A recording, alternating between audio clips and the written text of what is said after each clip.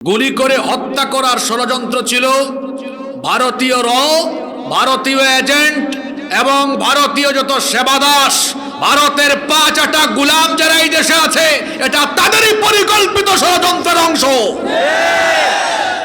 এটা গোয়েন্দা বাহিনী কি বুঝে না? মাঝখান দিয়া যারা ভারতীয় গোলামদের বিরুদ্ধে আন্দোলন করেছে বেশ কিছু রাজনৈতিক দল, তারা আবার নিজেরা কামরা কামড়িতে লিপ্ত। আপনারা কামরা কামড়ি করতে থাকেন, এই কামরা কামড়ির পরিণতি আপনাদেরকে ভোগ করতে হবে। এখনো সময় আছে, নিজেদের মধ্যকার কামরা কামড়ি বন্ধ করে দেশের স্বার্থে, স্বাধীনতা সার্বভৌমত্বের স্বার্থে সকলকে ঐক্যবদ্ধ হতে হবে।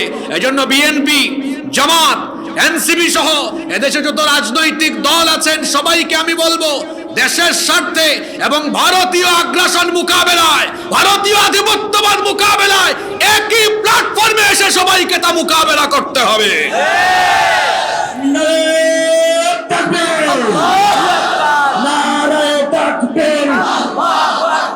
ভারতের দালালেরা রয়ের দালালেরা নারায়ে তাকবীর। ভারতীয় এজেন্ট, ভারতীয় আর ভারতের 5-8 যত গোলামেরা এই দেশে আছে, দ্ব্যর্থহীন ভাষায় আমরা তাদেরকে বলতে চাই, গুলির সামনে বুক পেতে দিয়ে শহীদ হতে তামান্না পোষণ করা জাতির এই শ্রেষ্ঠ সন্তানদেরকে গুলি করে বুলেট ছুঁড়ে থামিয়ে দেওয়া যাবে না। প্রয়োজনে রক্তের নদী প্রবাহিত হবে, তাও এই দেশে ভারতীয় আধিপত্যবাদ প্রতিষ্ঠা করতে দেওয়া হবে না, হবে না, হবে না।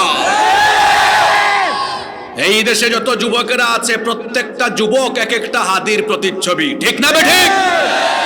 এখানে আমার সামনে যত যুবক তরুণ ছাত্র আছে, এরা প্রত্যেকেই এক একটা হাদি। 5 আগস্ট এরাই ঘটিয়েছে।